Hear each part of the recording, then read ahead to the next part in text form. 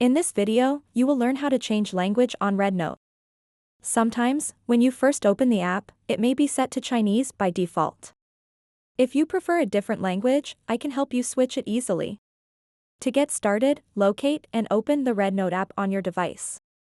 Once inside the app, tap on the Chinese character icon, located at the bottom right corner of your screen.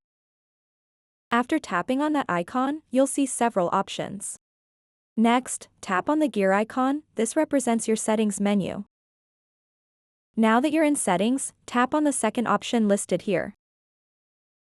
Then tap on the first option. You will now see 3 different options available for selection. Among these choices, find and select English. Once English is selected, your Rednote app's language will immediately change to English. It's that simple. And there you have it, changing your language settings in Rednote only takes a few taps.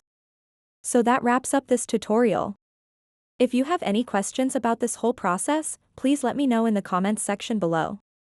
And if this video helped you out, please give it a big thumbs up and subscribe to this channel for more tutorial videos like this one. Thank you so much for watching and have a good day.